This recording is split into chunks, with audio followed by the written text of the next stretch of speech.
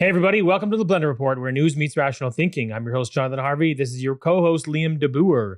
And today we are joined by Sam Cooper once again. Sam is an award winning investigative journalist and best selling author who has presented his anti corruption findings to Canadian law enforcement agencies, officials in the Pentagon, financial and legal professionals, and academics. He has won a number of awards for narrative reporting, and his first book, Willful Blindness, debuted as a #1 seller on Amazon in Canada. Most of us know him as the man leading the way in exposing corruption and foreign interference in our country. Sam, good to see you, and thank you for joining us again. Great to be back again with you. Yeah, looking forward to chatting. So, if anybody's listening and wants to kind of get the groundwork of the last decade or two of everything leading up to this point, episode 52 of the Blendr Report was with Sam. We wanted to just kind of pick up off of a recent press conference you did with Kevin Vuong, a independent MP for Canada, and just kind of talk about first what it was that you outlined in the press conference, and then also some of the fallout since then. Sure. So the background is when I was breaking the People's Republic of China election interference scandal, and as we talked about before, this stemmed directly from my book, Willful Blindness, and how I had understood the Chinese threat networks, how organized crime is front and center. And I, in my latest update of the book, essentially previewed the election interference stories just based on my open source work. So government officials reached out to me, and I broke that story. Others jumped on board in ways that I will make more clear in the future where they were right and where they were wrong and why they were wrong. But suffice to say, Kevin Vuong, the Toronto area MP, approached me after I had broke those stories and said he believed he was one of, the targets of China's interference in a very sophisticated way. So that is, to get to the point of the press conference, he himself believing he was a victim, his suspicion was strengthened when in the Hague Commission, a number of new cases that have never surfaced, in a very minimized, sanitized way, it came out that a Liberal Party member was believed to be the victim of foreign interference. And it didn't name them, but it said that a Liberal candidate's chances were attacked in some way by a foreign government. And so I realized that this fit in, just those bare details fit into what Kevin had told me. And that is he believed that a story that came out in the Toronto Star sort of very shortly after he won the nomination for the Liberals in the Spadina riding, Central Toronto. This story comes out with the allegations that he had been subject of a sexual assault complaint. And although it didn't proceed criminally, the police didn't go forward with it. Sort of the salacious details of the case or the allegations came out, causing Prime Minister Justin Trudeau to reject Kevin Vuong as a candidate for the Liberals. So he moves forward as an independent. He's still in Parliament. He has become essentially, along with the Conservatives, a critic of the government. But one of the key points of the press conference is I explained how I looked into Kevin's case and how in my latest judgment, I do think it's plausible. I don't know that Kevin is that Liberal candidate that was attacked, but everything he said sort of fit in with what I became aware of, both from him and others in the Liberal Party, alleged that a senior Liberal Party member, upon Kevin winning the nomination, had been making calls within the party trying to get, Kevin out of there. And so this is very suspicious. I won't name the person I was told that was involved, but it appeared to fit into known threat networks. I won't say too much more because obviously there's a whole amount of moving pieces there. And it's possible that Hague's final report although I doubt it, it's possible that they will say more about, who actually was this MP. So that's that piece. There's a whole lot to that. One of the things I found a little disappointing personally was just how lackluster Hoag's report was. I guess I find it frustrating that we have these public inquiries that are held in private and very few details, or 20-25% of the details are actually released. Do you think that we will actually get any real clarity on who is involved in this mess based on her report? Or do you think it'll be up to people like you to really do your best to expose the people that were really involved here? Based on experience, I believe it'll be up to people like me to do the work for Canadians, to face real live threats for that work of, showing Canadians where democracy is in trouble, face legal threats, face what I have found, just like I'm starting to lose these stories are about undermining of Canada's parliament. Well, there's another arm of Canada's government, and that is courts. And I hate to say it, I've never had direct experience, with courts. I've faced lots of legal threats and letters, but now I'm involved in a process. And I won't say too much, but it's not giving me confidence. It's not giving me confidence at all, the way things have rolled so far. And what I will say about Hoag is, essentially, as you know, all the key details that I reported have been confirmed, and yet people are still out there gaslighting. Well-paid lawyers are out there, doing their job to gaslight. No, this didn't happen, and yet the evidence keeps mounting. So I think the key concrete piece to get into with the Hoag is, the story about a warrant targeting a politically connected Canadian with direct access to Justin Trudeau, a key fundraiser for years for most of the senior Liberal Party federal leaders. So we're talking Michael Ignatieff, Justin Trudeau, John McCallum, Paul Martin. I could go through the laundry list. This person, who I reported on and am facing, of course, certain legal threats, they were the subject of a warrant, even though the Liberal Party and their lawyers are now trying to deny that. It already came out. And is that the one that sat on Bill Blair's desk for 54 days? At least 54 days. So, people can go to the Bureau and see my reporting. It's with the information that's available very granularly. I've been able to report based on, my piecing things together. And I went to a former CSIS official who says, this is obviously a concern of criminal obstruction. The way this warrant that targets a very senior Liberal Party fundraiser with known, I can say, open source, very linkages to senior members of Justin Trudeau's, candidate campaign team. And so the concern is, did Bill Blair's office sit on this warrant and warn people surrounding the Prime Minister and this key Markham-based, the guy's name is Michael Chan. Let's just come out and say it. He's continuing to threaten myself with lawsuits, but facts are facts. He denies he's involved in anything, and yet he confirms he's the target of this warrant. And so there's so many weeds in this, but I think the key thing for your listeners is, look, a known prominent fundraiser for well over 10 years for the highest levels of the Liberal Party federally and in Ontario. And so the concern is this national security warrant coming up to the 2021 federal election could have exposed Liberal Party operations. And so the suggestion from numerous lawyers at the Hoag Commission are the facts infer that, this warrant was delayed because people would have been working behind the scenes to say, please, be careful. Do not contact or call this key Liberal Party fundraiser, right? Keep them at a distance. And when I look at the open source records, in hindsight, I can see what appears to be that type of activity. And so, that to your point of will the Hoag Commission get to the bottom of things?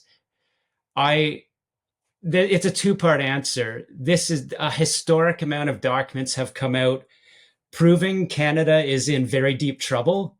I do believe that's important historic work. And it's important for Canadians that care to, get into the weeds to go there. These are open documents now, but every data point leads me to believe that things will be so minimized. And I know stories that haven't come out that Canadians don't know anything yet in terms of how bad this could be.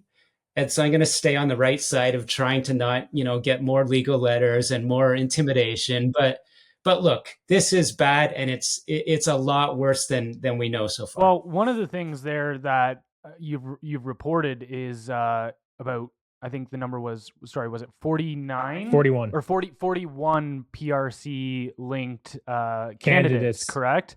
And I mean, to your point on this, it's not even like we need to go into, say, things that are happening behind shadows and closed doors, where when you've got organizations like the United Front, which is the Chinese Communist Party's foreign policy arm, essentially, when you've got them bragging about how successful they've been in influencing our elections, right? Can you maybe break that down a little bit more? Yeah, and I'll jump back. I want to make a note. I'll jump back to what I said at the press conference, because I got into Kevin's story, which is important, but this gets into the next point. So I broke a big story for the Bureau, again, for people that criticize that, this reporting is all intelligence leaks, and how do you know it's not politically motivated, and all this nonsense. Okay, I got a Chinese Communist Party document from the United Front, from a source that knows where to go within, Chinese state records and ecosystems, information ecosystems, to find documents. And so the report names 13 community associations. These are United Front community associations. It's a 2021 report. And stunningly, from a political science perspective, it says, Beijing achieved great gains in the 2021 election. 41 Chinese Canadian candidates were nominated across parties. So what this means, Charles Burton, a respected sinologist, read the Mandarin report for me, analyzed it, and said the only way to look at the evidence is the United Front endorsed these 41 candidates' supports, believed that these candidates could help Beijing's aims if elected. Not all 41 were elected. They had a 20% success rate, is what it said. But so let's just let's not skip over this point. For those that said that this reporting is somehow in question about Chinese election interference, we have a Chinese Communist Party document saying 41 candidates. Beijing was happy. They were running in 2019, and that was a big advance over 2015 and the previous, 2011, I think. And so it also counseled, it said, another few key points that people will recognize from the reporting. It said WeChat, the app that's controlled by Beijing censors, was a key propaganda tool to mobilize voters in the election. It said that these 13 community associations mobilized and helped, fund, these candidates. So this was all good in the Chinese Communist Party's eyes. It said Justin Trudeau campaigned days before the election in a key Markham area riding, and the United Front recognizes that this indicated that Trudeau realized Chinese Canadians are an important source of votes. And among some of these 41 Beijing favored candidates, it mentions that Mary Ng, the MP from Markham, was appointed a minister by Justin Trudeau. And Beijing, according to this document, is very happy with that. So that brings me to a couple points. I mean, getting back to the press conference, I reported, based not on this document, but based on my governmental sources, that Mary Ng was allegedly one of 11 candidates in 2019 in the Toronto area, clandestinely supported by Beijing. So this gets to, my reporting that named some people. Mary Ng wasn't named. I reported based on my sources that she was not wittingly implicated in this clandestine election interference network, which is the United Front and Chinese consulate officials, but that she was one of the 11, which everyone knows, in Parliament, people are screaming, who are the 11? So there was 11 in Toronto in 2019, per my sources. And so I also reported that is at the press conference, I said there was a community group in British Columbia closely affiliated with British Columbia Premier David Eby, and that reports and indications I had was that this community network was active in the campaign of Patrick Brown for Conservative leader in 2022.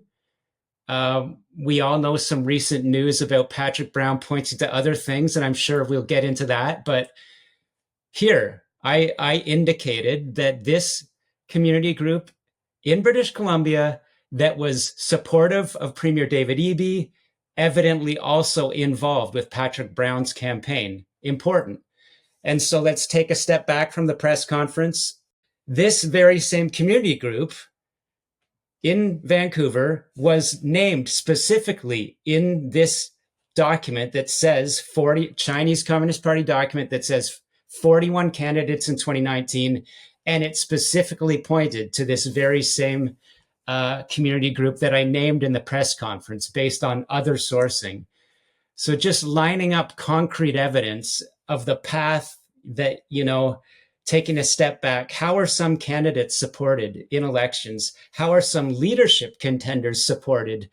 And, who are the key names that people should know in that press conference? That's why, Kevin Vuong asked myself as a subject matter expert to come out. I named Mary Ng, and for those that, follow X or Twitter, she firmly denied the allegations and said other things. Yeah, we offered her a chance to come on our podcast and clear it up, but we're yet to hear anything back from her. Can I add one thing? I know you have lots of questions, but I just did it. I did a story on Friday,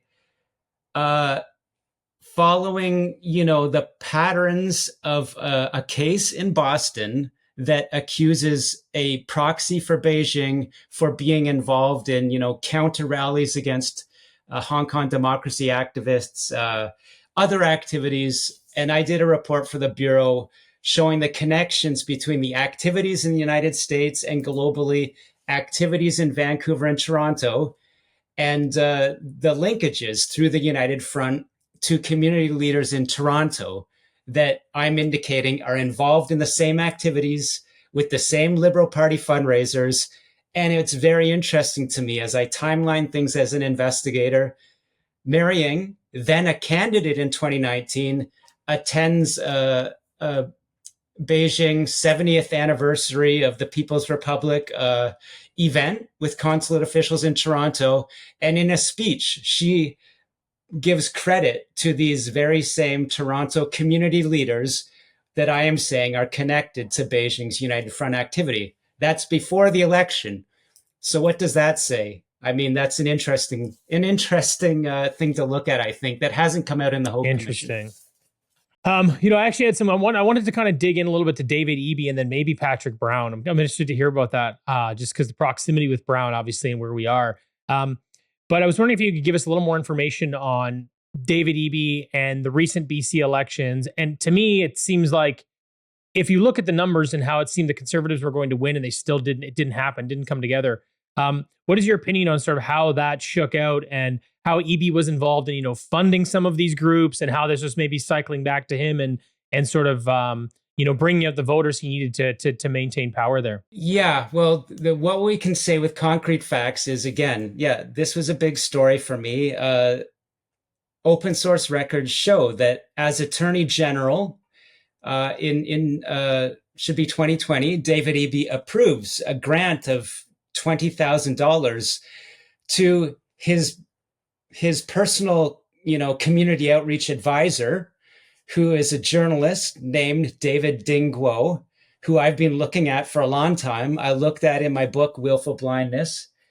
And so this grant is purportedly, for anti-racism studies and for Mr. Ding's group, the Chinese Community 100 Society, which is the very same group named in this Chinese Communist Party document I'm talking about. EB approves a grant for them to do this study and outreach. And so that's interesting. I mean, purportedly anti-racism, but remember what is said in the Chinese Communist Party document, so we're putting together two sources of evidence here, is that this very same group that got a grant from David Eby, of course, the Eby grant isn't mentioned in the Chinese Communist Party document. It credits it for its outreach and education to Chinese Canadian voters. So here you have this, we can call it pathway created through a BC government grant from David Eby, who's then the Attorney General.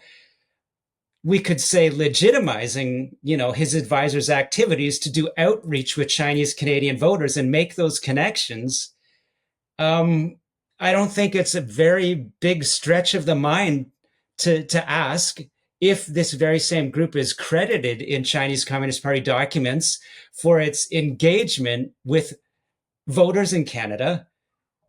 If Beijing's happy about that, it's not good for Canada, very clearly, right? So was any of this known before the grant was approved? So, for instance, was the United Front talking about how happy they were with their successes before the grant approval? Or did Canadian intelligence have any knowledge of this as well? I guess what I'm trying to figure out would be, was this information out there and it was either overlooked or ignored and then still funded, or did we come across this afterwards? So for my work, I came across this afterwards, the grant approved by David Eby to this group. And certainly I had raised David Ding's name, in Willful Blindness, which comes out in 2021. So that time period is after the grant is approved. Certainly, I have asked David Eby, should you be looking at this since then, and haven't heard a good answer back from him. But there's no Canadian paper of record or, journalist out there saying there's problems with this group before the grant flows. But very frequently after, starting with my book, I raise questions about what this person is involved in. And I'll add something really interesting, because I know you guys like details, that I noticed in the Cullen Commission, which stemmed again from my work in Vancouver, and David Eby being, a proponent of that work, demonstrating all the impacts and harms that this money flooding in from overseas is into Vancouver's market.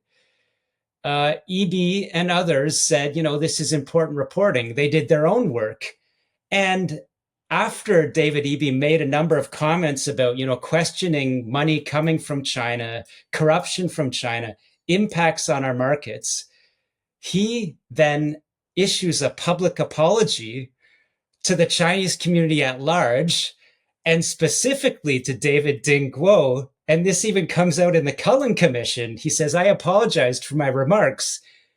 And I can find in Mandarin language media associated to David Ding Guo, as I write, associated to other election interference operations, that David Ding Guo takes credit for winning, in my words, extracting an apology from David Eby.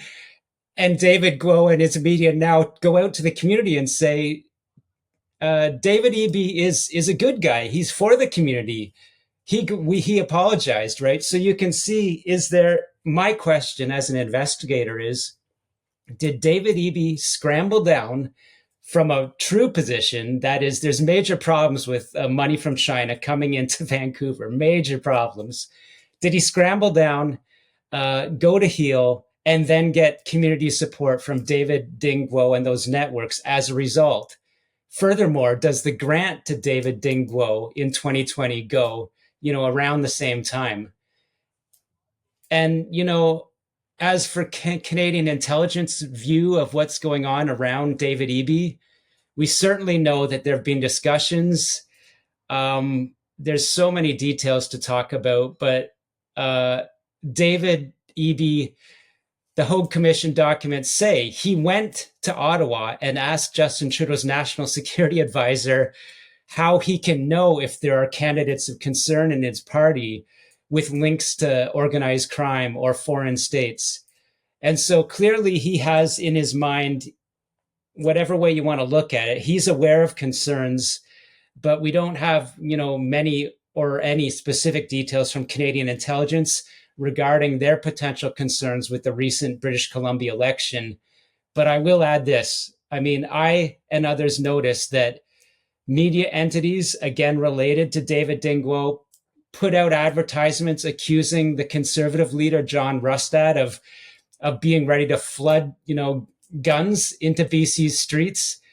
We know how closely associated with Liberal Party kind of talking points this is. So that's one thing. But former Conservative leader Aaron O'Toole, in his documentation to former, now discredited Special Rapporteur David Johnston, provided a sheath of documents which showed that Aaron O'Toole faced the exact same sort of attack ad, that he was going to, if you can picture this, it's Aaron O'Toole with a smiling face surrounded by like AK-47s.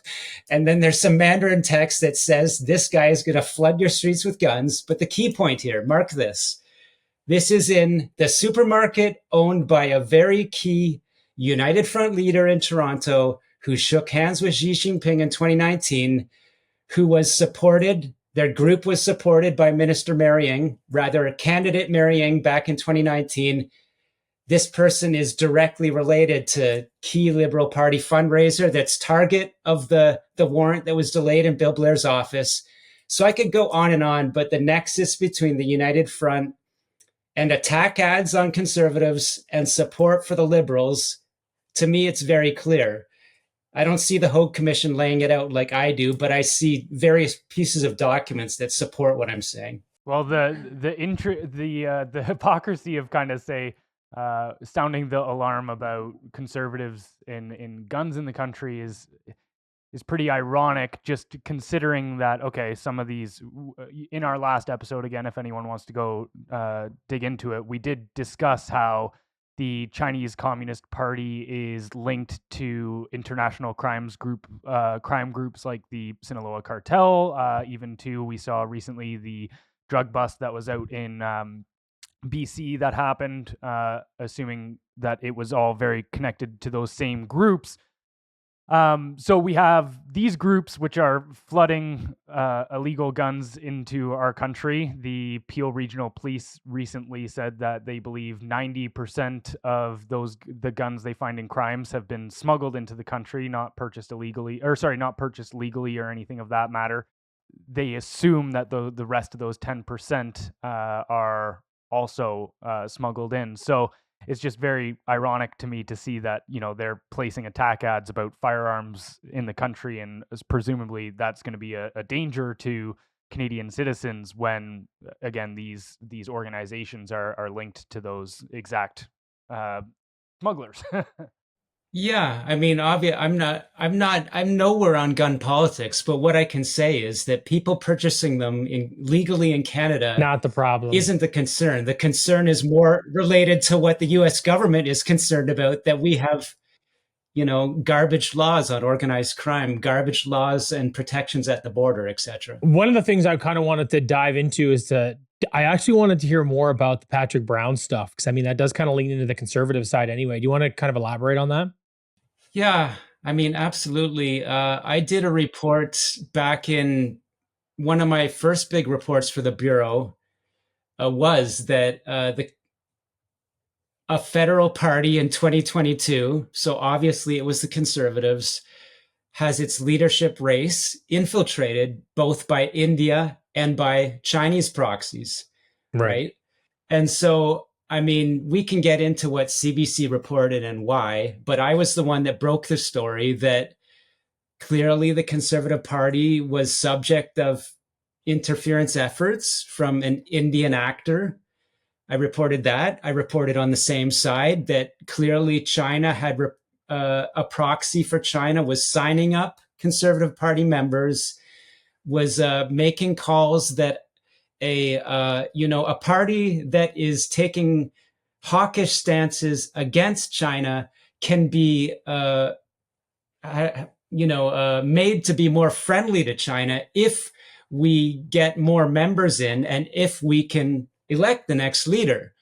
So I didn't name Patrick Brown in the story, but the open source records and my community sources say, look, the person I just talked about, who's very close to David Eby, and the community groups that open source records show were supportive of Eby's leadership candidacy for the NDP in 2022, when the former Premier John Horgan steps down for health reasons. These very same groups, that is, community leaders related to David Dingguo and his media entities in Vancouver, are there supporting Patrick Brown. David Dingguo is sitting to the right side of Patrick Brown in a meeting in Vancouver, attended by a number of individuals that I've already reported on, one of them associated to a Markham illegal casino network, et cetera, et cetera. So United Front leaders supportive of David Eby, supportive of Patrick Brown in 2022. And this is visual. No one can, you can see the pictures. I've laid it out for the Bureau, and it's always not easy to explain like a 3,000 word story in a podcast, but you guys do a good job of letting me lay out, the timeline. And yeah, I mean, that is what it is. I did not name Patrick Brown in my story, which is the one that broke news, getting India to be subject, along with China, of the Hague Commission. No one should forget that. It was my story that did that. My story is part of the Hague Commission evidence. So the CBC now comes out at an interesting time with an interestingly sourced story that Patrick Brown, was the victim of gatekeeping by some Indian community source that appears to want people to support Pierre Poilievre. And so did that happen? Based on the documents I've read, they don't name names, but I would say it's very likely that happened. On the other hand, was the much bigger story there that Chinese threat networks supported Patrick Brown? And is there a lot more to the story? Yeah, I'm going to say that's probably the case. What does that foreign interference in those situations look like? Because one of the things that they were outlining in that CBC article was, say, these community leaders or power brokers, essentially political influencers of sorts, pressuring people within the Conservative Party to pull their support from, say, somebody like Brown. Is there much credence to those claims? Do you think that, that because we did see some Conservative Party members pull their support from Brown. That's kind of what the whole CBC article was trying to point to. Do you think that really that has a good or not a good, but a serious effect on our elections, or is it one of those situations too where I think they were pointing this out in that CBC article about how he pretty much had no chance to even get by the first round in the Conservative leadership anyways. So, how much, I guess, are they moving the needle on these things? Yeah. So I can break that down a bit. What I know for a fact, and what's well supported in Hague, and is the point of my documents that only I have that don't name names, is these community leaders, be they Chinese community leaders, be the Indian community leaders, serve as gatekeepers for the community associations and the voters. So they will say, okay, this politician is invited, to meet these community groups who obviously are going to be, key both for party signups, membership signups, and get out the vote. And so if key community leader, who I'm saying, especially in the China context, is feared community leader, that is very relevant to organized crime and other things, has a direct and known relationship where they can shake Xi Jinping's hand. If they are saying X politician has access to our community groups, very clearly, that's going to be very beneficial, and that's interference in a leadership contest. Do these same leaders have the ability to tell, Michelle Rempel Garner, don't support Patrick Brown? I know nothing about that. It seems a little, I won't, I don't have that information. But what I'm saying is, do they have control over politicians getting access to community groups? 100%. Does that happen both with China and India community leaders? Yes. Do China and India community leaders control community members so that they can get them to donate to various leadership contenders? Yes. Can they get them to sign up as party members? This is what that story said, that a key Chinese proxy interested in interfering in a federal leadership race was making, was getting members to sign up. Memberships were being paid for. So to me, that indicates the story hasn't come out, but Patrick Brown very likely was the beneficiary of that type of activity. And he wasn't a real contender.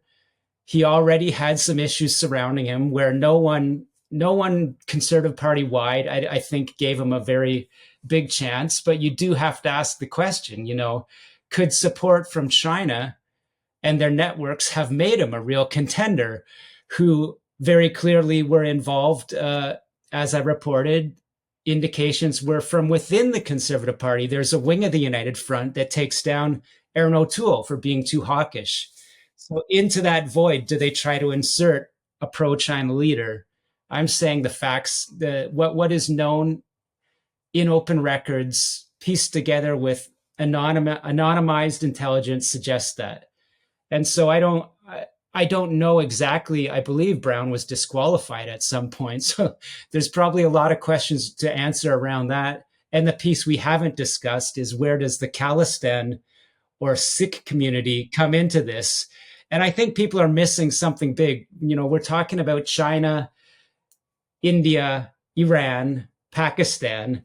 How is, part of a foreign nation, which is trying to cut off a portion of that nation and is deeply linked historically to terrorism in Canada. And let me be clear, not talking about a substantial portion of the community, but talking about some very powerful and influential parts of the Sikh community.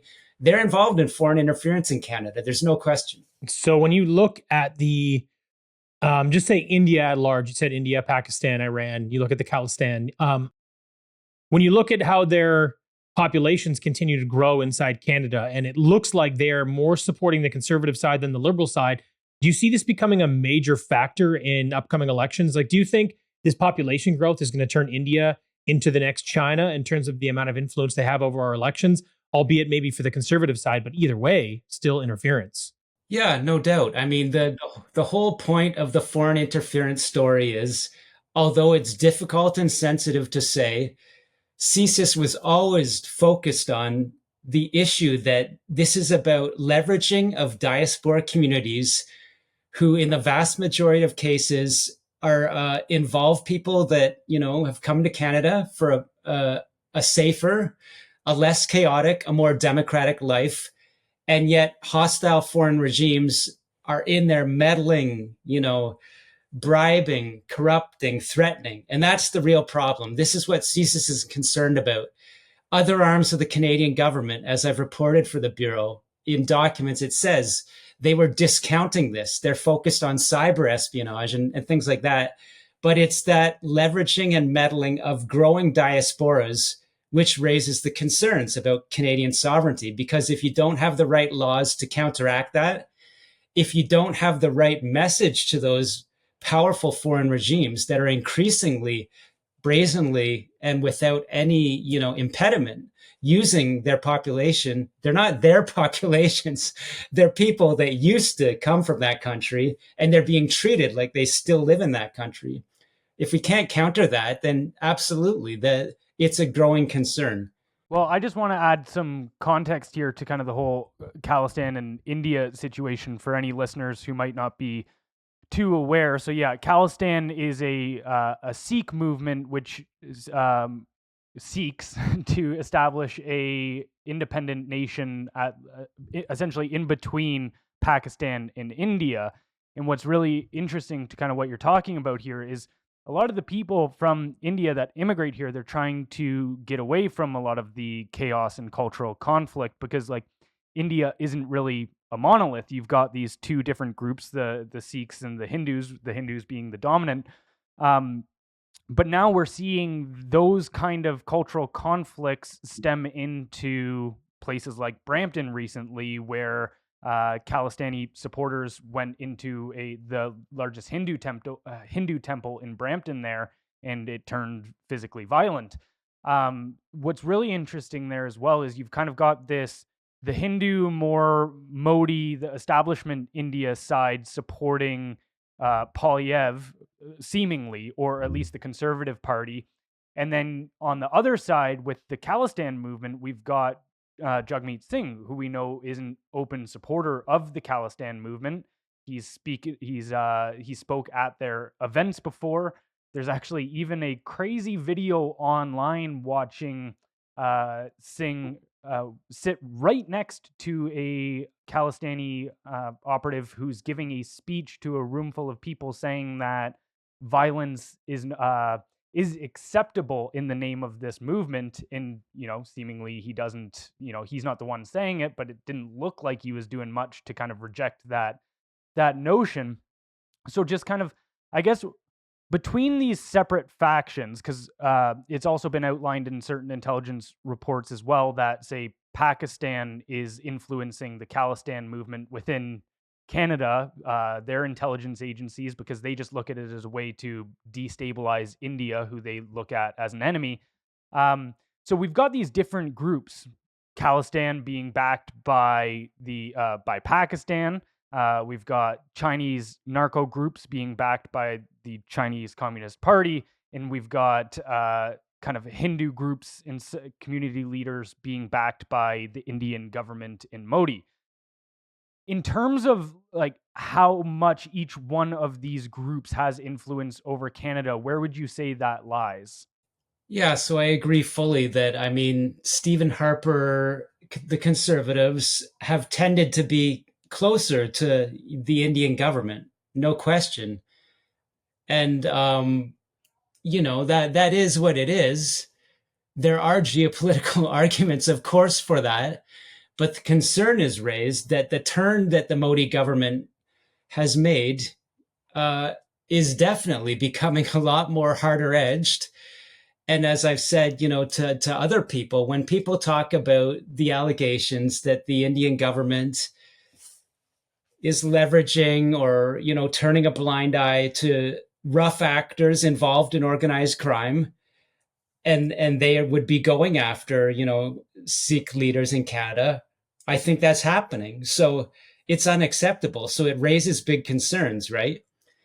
And on the other hand, people would have to, rely on the historic reporting of Terry Malevsky from CBC, no friend of the government in any case, or Kim Bolan, a great reporter in Vancouver that I used to work with, who covered from the days of the Air India bombing and the aftermath back in the 80s, how these Khalistan separatist groups or some of the leaders in temples across Canada for the Sikh community were very closely aligned with sort of Punjabi mafia and organized crime. And it only makes sense because if you're involved in trying to, make a foreign state within India, you're going to be involved in gun running. You're going to be involved in underground activities. It just happens. So people are not quite recognizing that geopolitical battle is playing out in Canada. And yes, quite clearly the Sikh community, again, saying we're talking about, I would say, a tiny minority, yet a very powerful and well-connected minority that is, aggressively on that pro-Khalistan side.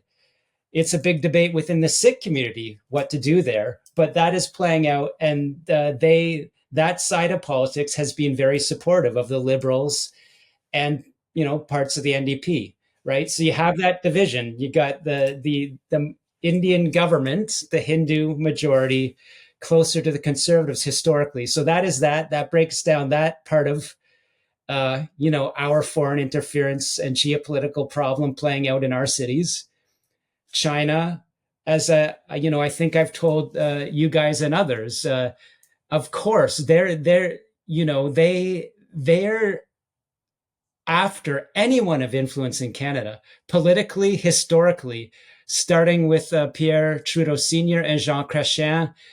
The Chinese Communist Party networks have been deeply intertwined with Liberal Party elites. And so that's the key connection, the Liberals and the Chinese Communist Party elites. That's there. But they I believe have captured former senior conservatives, and they're involved closely with supporting NDP candidates.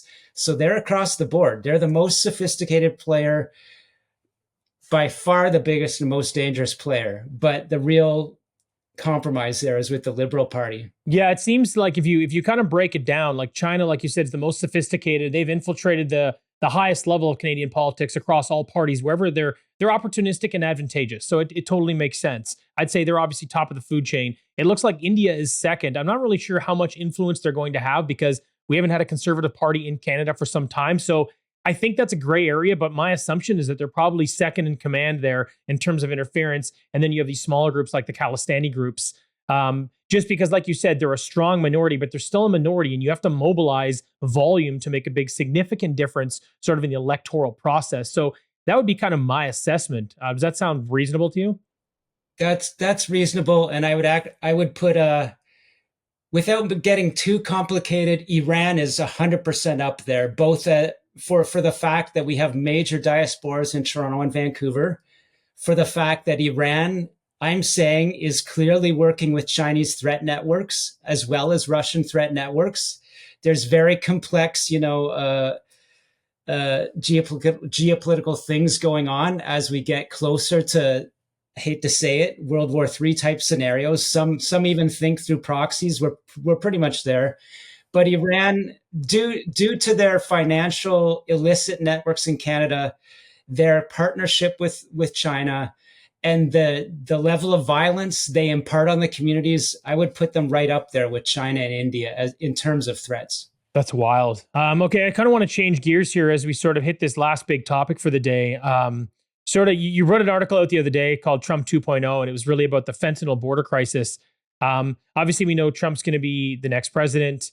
He's adding these tariffs to both Canada and Mexico. And his primary directive, aside from maybe keeping some of the tariffs there for economic reasons, it really has to do with the organized crime, the terrorists, and the fentanyl that's moving from we'll stick with Canada, from Canada down to the United States. Could you elaborate on that? Because I think people have that macro perspective I just shared, but don't have a lot of the details. Yeah, this stems directly from the work I did on my book. And as it happens, some current officials in the United States, in the military, in, State Department, law enforcement, the DEA, they have been following my work for years. And as it turns out, a key former Trump 1 administration official, his name is David Asher, an extremely senior expert on Chinese organized crime that covered the same networks that I delved into, and how, the party with senior tycoons in Hong Kong, etc., have infiltrated Canada, largely through real estate, previously, now tech, everything. So Mr. Asher reached out to me after reading my book and said, well, you really nailed it, and you even taught me some things. So we've been going back and forth for a long time. And I was aware, as I tell people now, that the TD Bank case was coming down the pipe. I didn't know how big it was, and I couldn't say anything.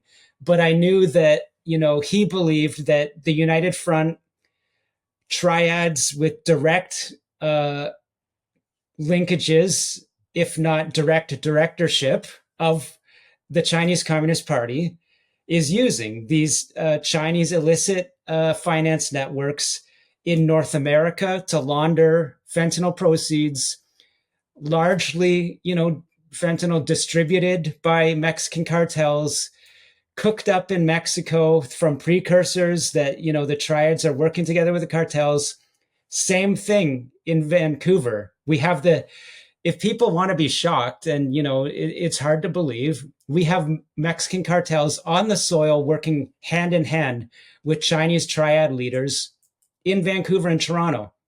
And as Mr. Asher told me in one of his memorable quotes on the TD Bank case, he said, when we seized the phones of these Chinese gangsters in New York and New Jersey, and we did our network analysis, all the significant calls were going up to Toronto and Vancouver.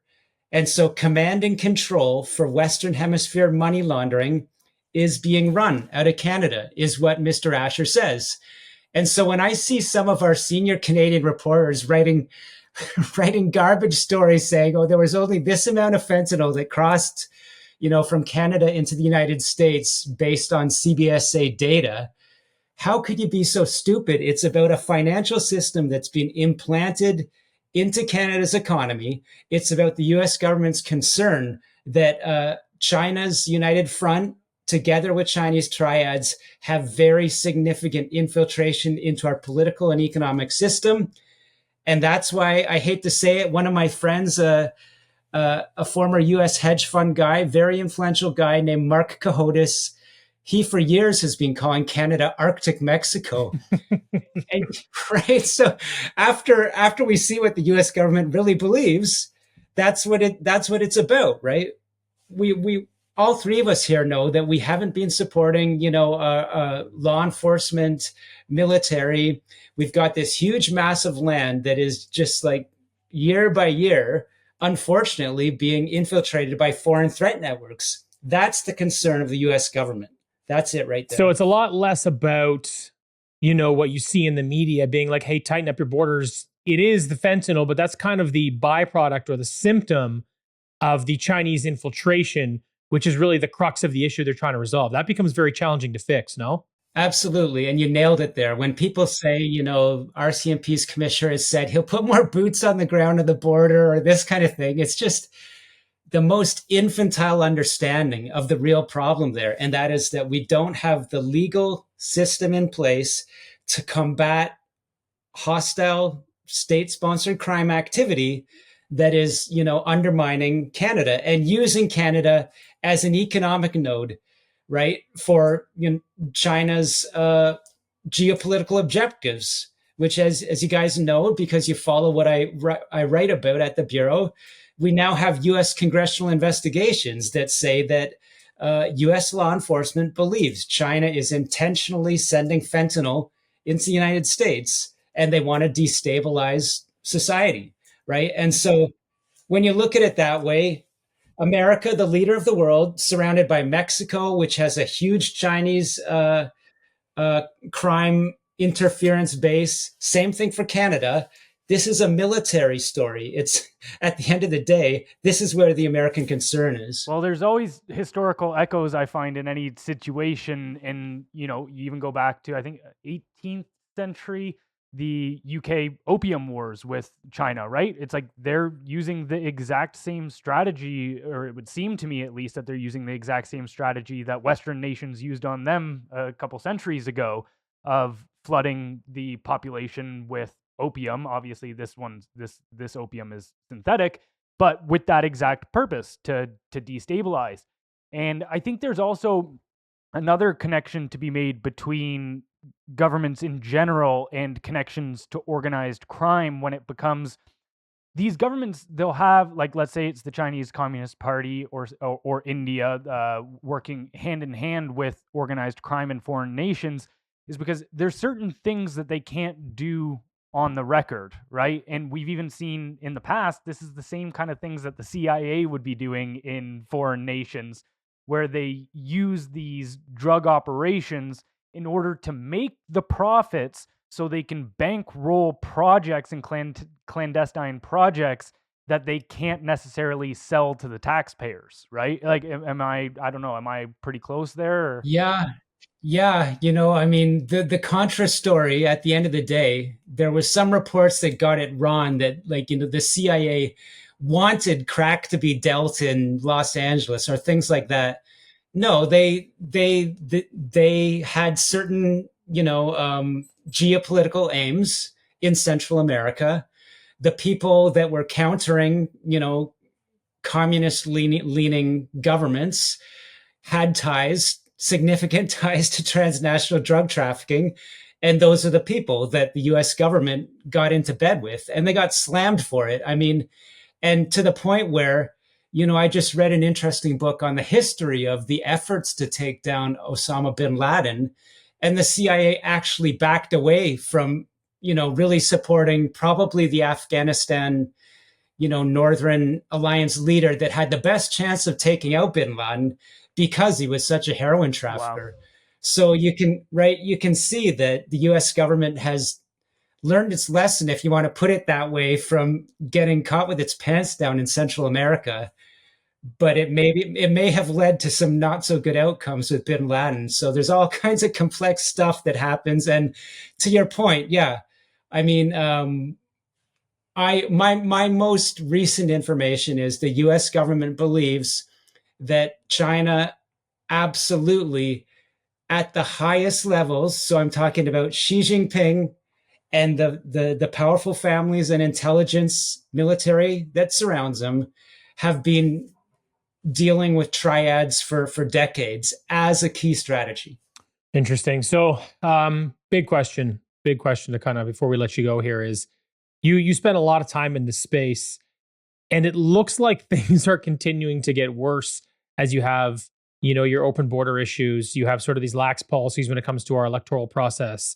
And more countries taking advantage of how easy it seems to be to get in here and just kind of impose their will. So do you think that there's any path towards actually fixing this in Canada, or is this something that Canadians just have to learn to live with? And this is just an unfortunate part of our democracy that all we can really do is try our best to keep it a smaller part of the pie? That's the question that keeps me up at night. And I think you guys have really understood it and nailed it. I've been reporting for years that the Charter of Rights is a great document in that we don't, and we've talked about it, we don't want, people telling us that we can't protest something, or we don't want them having full visibility on our bank accounts when we're not doing bad things. So that's good. But what the experts I've been reporting on for years say is the Charter of Rights is a perfect document to protect transnational organized crime. So Mexican cartels, triads, Hezbollah, the worst of the worst, it has set up in Canada because we really can't investigate them. And, even the Fifth Estate for the CBC, which I hope doesn't go by the wayside if that entity becomes sort of not very popular in the next government. They did a great report on how Vancouver is being used as both a money laundering and encryption technology hub by foreign states and organized crime. And they said the same thing I've been saying for years. The Charter of Rights is standing in the way of Canada working with the United States, Australia, France. Why is it always these countries that come to us, when a terror plot is about to blow up in Canada, right? We have a difficulty countering threats, and as we've said, it's sensitive to say it, but our diaspora communities are both wide open to attacks and wide open to leverage. And we will have to, as a government or people voting for a government, recognize that some very, very deep fixes around our laws and implementation of enforcement and intelligence would have to change for Canada really to be an ongoing, our sovereignty, CSIS has said this in documents. If we don't counter this activity, our sovereignty is at risk. So we will, as you say, just have to, those that care to understand how the world really works will either look at moving, or we'll have to sort of understand that our way, Canada, what we thought it was 50 years ago, is gone unless we take some really strong measures. Well, I made this point in the last podcast, but it's worth repeating, is that at the very beginning of that charter that we're talking about being a limitation on dealing with issues like this, It starts right before it even lists the right. It says the Canadian Charter of Rights and Freedoms guarantees the rights and freedoms set out in it, subject only to such reasonable limits prescribed by law as can be demonstratively justified in a free and democratic society. What that paragraph allows them to do is override those rights if they determine that it's a matter of national security. That's not something that you see in, say, the American Constitution, but it's very unique to ours. And they have already done that before, right? We saw it with the Freedom Convoy, is that even federal courts have now judged that move was unconstitutional, that they couldn't justify it like the charter sets out. But in my eyes, again, yeah, this is the point that I made where, okay, if the government believes that the Freedom Convoy passed the line of the national security, I'm not even going to argue that right now, but it's okay. If that's the standard you've set, then all of this is clearly far and wide, way beyond what that was. So to me, it seems like a selective application of standards rather than a definitive one. So I guess because you mentioned earlier that we don't really have the political ability to deal with these things, but would it be better characterized as we don't have the political motivation to deal with these things? I think that's a great point. And whenever I talk about this, I say I'm not a supporter of the convoy in any way, but I do believe that for political reasons, the government brought down a hammer there. And yet, why would they not be bringing down a hammer on hostile state fentanyl networks set up in Vancouver and Toronto that are command and control for the very activities that we're now going to be facing 25% tariffs potentially? I may not be able to visit my friends in the United States as easily as I used to. And this all due to the fact that our government isn't responding to the right threats in the right ways, I think. And you make a great point about we already have a carve out where it's just the law should be common sense. And it is among good judges. People are dying. Now our country faces 25% tariffs. Like the Charter of Right cannot be used by known transnational criminals. We got to get that out of the way. Right? Yeah. It seems like one of those, it's the tools are there, but the subjectivity is being used against us instead of for us. That's the unfortunate part. And that comes down to an educated electorate at the end of the day. And, I'll say right now, another politician, MP Adam Chambers, he's an Ontario politician, very well versed in finance. He read Willful Blindness, and he talked to me. He talked to others, and he got his parliamentary office to draft bills. I believe he put a private member's bill forward on these anti-money laundering gaping loopholes. It didn't go anywhere, but I've said it publicly on X. I think people will be paying attention to him now. And from my view, you guys know I'm not partisan, but there's good politicians in all parties I'm aware of. And I'll be happy right now to say Adam Chambers has impressed me and people should be paying attention to him. So in the spirit of informing the electorate, where can our viewers find more from you and dig in deeper into your work?